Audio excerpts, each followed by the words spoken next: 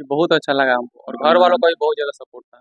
चाचा का फिर मतलब कभी घर में किसी ने मतलब ये रियलाइज़ होने नहीं दिया हमको, मतलब मेरे पापा नहीं है या फिर किसी तरह है निशु जी कि इनके पिताजी नहीं है और सबसे ज्यादा श्रेय आपको देते हैं।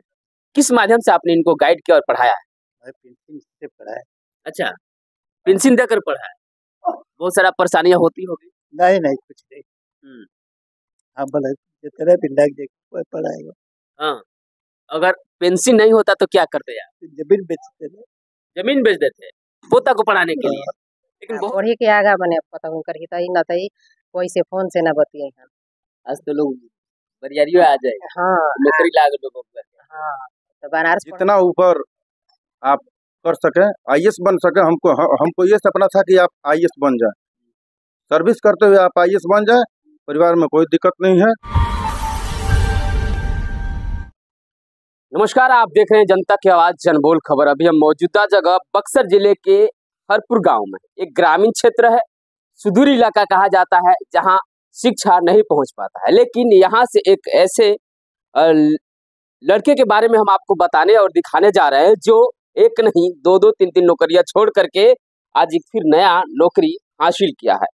जी हाँ, निशु जी की बात करते हैं। आइए मिलवाते हैं वाकई जो है क्यों उन्होंने नौकरियां छोड़ी और फिर अगले कदम पर उन्होंने पड़ाव रखा और एक सीजीएम का जो है यहाँ वो अधिकारी बने हुए हैं।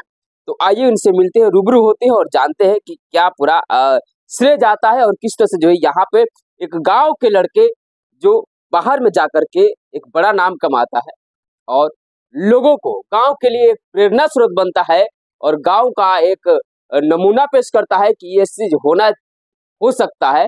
जो देहात का लड़का लोग कहता है कि देहात में कुछ नहीं खे, शहर में पढ़ाई बा। लेकिन आप सोच सकते हैं कि एक देहात का लड़का जो इतना बड़ा पोस्ट हासिल करने का पीछा क्या कारण है, क्या राज है, आइए जानते हैं। सबसे पहले हम जानेंगे कि हमारे दर्शकों को आप अपना पूरा नाम, पता, एड्रेस बताएं। मैं निशु कुमार जी। बक्सर जिले के ग्राम हरपुर से हूँ और मेरा सिलेक्शन एसएससी सीजीएल 2024 के तहत जीएसटी इंस्पेक्टर के पद पे हुआ है। निशु कुमार जी, सबसे ज्यादा श्रेय किनको जाता है? आपको सबसे पहले बताइए कि आपके पिताजी हैं? नहीं, मेरे पिताजी नहीं है। वो जब हम बचपन में थे तभी उनकी बीमारी से डेथ हो गई थी।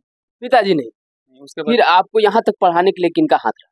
उसके बाद बहुत बड़ा हाथ दादाजी का रहा है। उन्होंने बचपन से ही पढ़ाने पर जोर दिया और मतलब मुझे कभी ऐसा महसूस ही नहीं हुआ कि मतलब मेरे पिताजी नहीं है।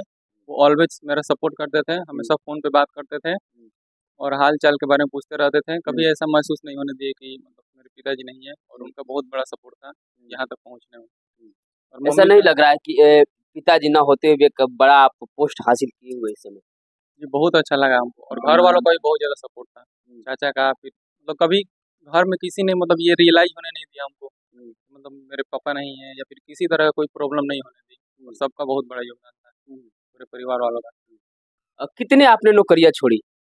इससे पहले मेरा ऑलरेडी सीएचएसएल 2021 में हुआ था, लेकिन वो कोयम्बटूर था तो यहाँ से बहुत ज़्यादा दूर पड़ जाता और इसीलिए परिवार वालों को भी पसंद नहीं आया, जिसकी वजह से हम छोड़ दिया। उसके बाद एमटीएस में हुआ, लेकिन एमटीएस का जो जॉब प्रोफाइल है वो परिवार वालों को पसंद नहीं आया। फिर सीएचएसएल में हुआ था 24 में और फिर अभी सीजीएल में हुआ है जीएसटी इंस्पेक्टर का पोस्ट पर। तो क्या आप इस पद पे रहेंगे, किसको भी छोड़ने की तैयारी में? नहीं, वैसे तो वही टारगेट मेरा वही यूपीएससी है। उसके बाद उसमें लगेंगे, अगर हो गया तो फिर उसमें चले इसको भी जाएंगे। छोड़ देंगे? चलिए, उन लोग के लिए क्या आप संदेश देना चाहेंगे जो कहते हैं कि इस गांव में रह करके पढ़ाई नहीं होती और जिसके पिता नहीं होते हैं और पिता का श्रेय जाने के बाद जो है पढ़ाई नहीं हो पाती है?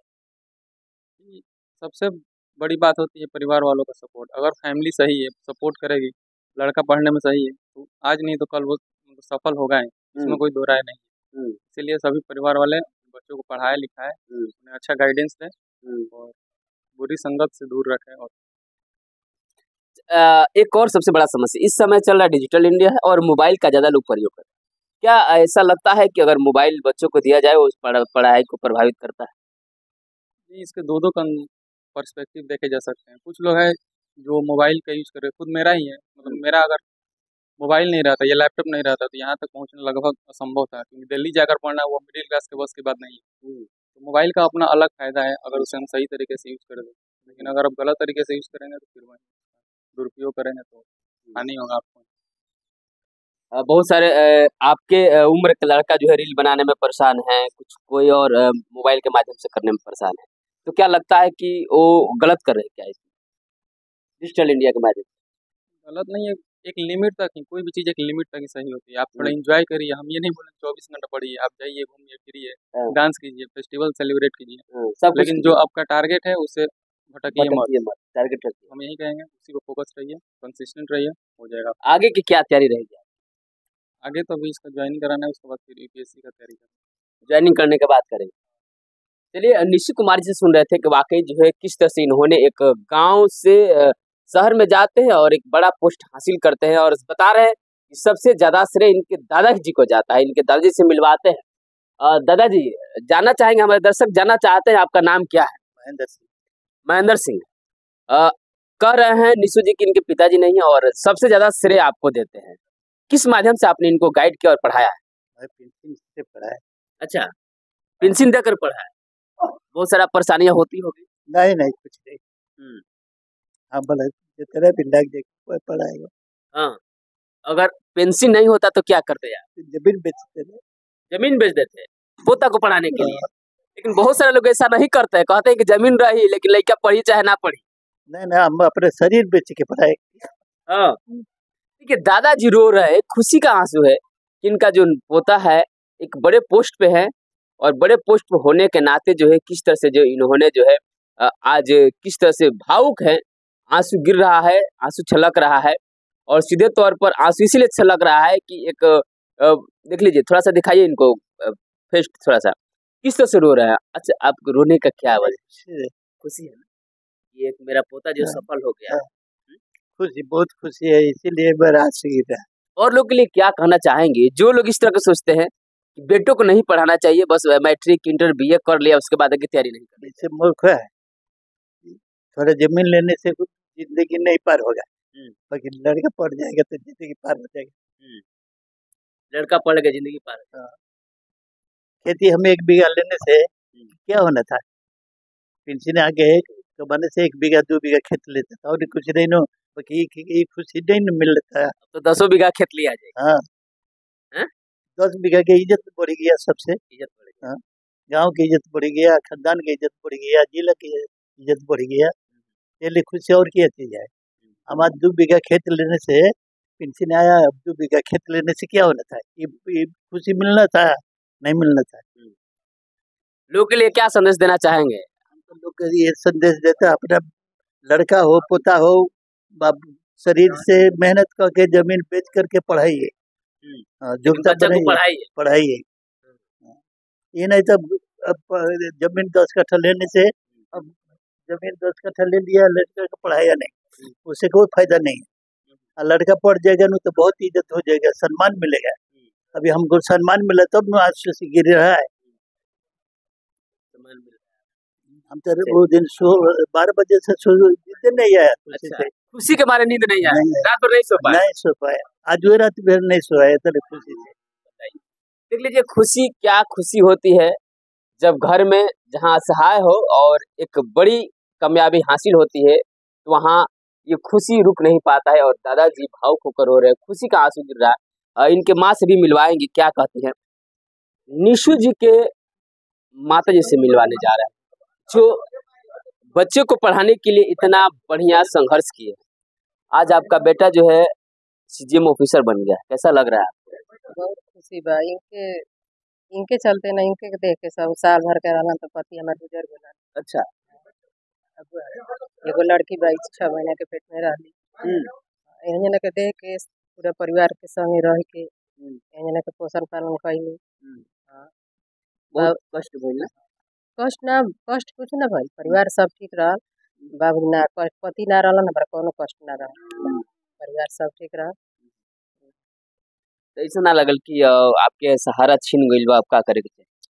ये अपने से अफसोस रहल, लेकिन इस खुशी रहल कि हमार बाल बच्चा ठीक बढ़न जाए, सब दुलार प्यार करत आटे। पिता के समान चाचा एगो रहल, जौन काम लागत रहल संगे ले जा ले आवा करत रहल। बाबा सब पढ़ाई लिखाई, माने हमारा भी कोनो टेंशन ना रह। मैंने ऐसा ना लगल कि ना दबाव कोनो ना, पिताजी नहीं खन त माने तार लेकर ना पढ़ी, चाहे कुछ खाए के पिए के कपड़ा लता, माने सब परिवार ठीक है। दादाजी रो रहे हैं, आंसू गिरा रहे हैं कि पेंशन के पैसे से पढ़ाए हैं।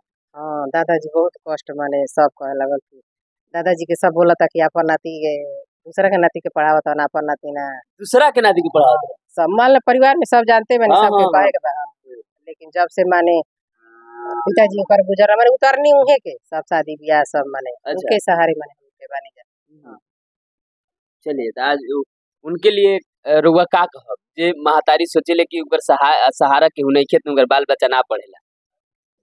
ना तो जले हम बाबा के जीएम तले छोड़ब मरते मर गए अच्छा और लोग खातिर का कहब और लोग मेहरारू सोचल कि अब का होई कि भइए नहीं के सहारा का करे के चाहिए लोग।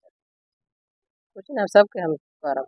अच्छा हाँ देखो पहले खराब से ना नहीं के कहले वो सबके हम बराबर हमारा कोई खराब नहीं 3 गो नौकरी छोड़ देलन आपके बेटा।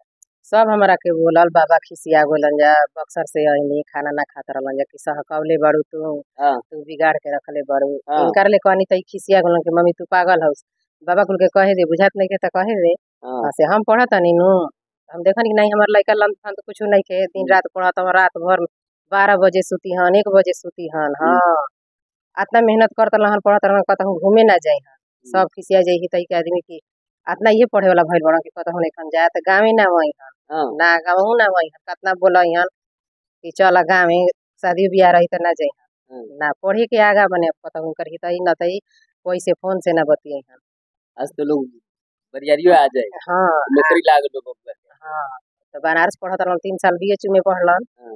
हाँ तब 8-8 दिन पर जात रहनी है कि अपन खाना वाला बना के सब सामान लेके माने चाचा जी छोट रहला था चाचा जी माने ले जा ले आवा अपन घर हाँ सब परिवार चलिए बहुत बहुत धन्यवाद।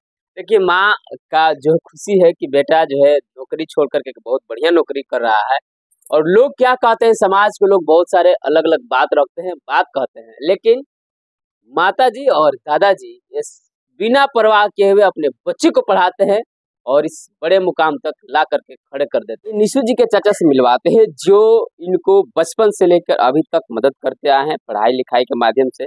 आज आपका भतीजा जो है बहुत बड़ा पोस्ट पे आ गया है और 3 नौकरी छोड़ करके और सबसे ज्यादा श्रेय बचपन से आपने संभाला है। क्या कहना चाहेंगे? हम ये कहना चाहेंगे कि जो सर्विस मिला है बहुत अच्छा है, इसके लिए हमें खुशी है। लेकिन मैं जनता से और अपने घर वालों से मैं ये कहना चाहूँगा और अपने बच्चे से भी ये कहना चाहूँगा कि जितना ऊपर आप कर सकें आईएएस बन सकें। हमको ये सपना था कि आप आईएएस बन जाए, सर्विस करते हुए आप आईएएस बन जाए, परिवार में कोई दिक्कत नहीं है। आपने बचपन से इनको संभाला है, जैसे आप भावुक हो रहे हैं रो रहे हैं। हम रो नहीं रहे हैं ना, हम रो नहीं रहे हैं। खुशी है सबसे। अच्छा ऐसा नहीं लगा कि बहुत सारे लोग कह रहे हैं कि का भतीजवा के देखा तला तू अपन देखो ना? नहीं, हमको उससे कोई मतलब नहीं है। कोई कुछ कहे हमको उससे मतलब नहीं है। मतलब कि साथ लगातार है। क्या नाम हुआ आपका? हमारा नाम है भुआली सिंह। चलिए बहुत बहुत धन्यवाद। लगातार देखिए चाचा जी बता रहे हैं कि किस तरह से उन्होंने अपने भतीजे को अभी तक संभाला है और भतीजे 3 नौकरी छोड़ने के बाद सीजीएम का ऑफिसर बना हुआ है। तो लगातार आप बने रहे और देखते रहे खबरें।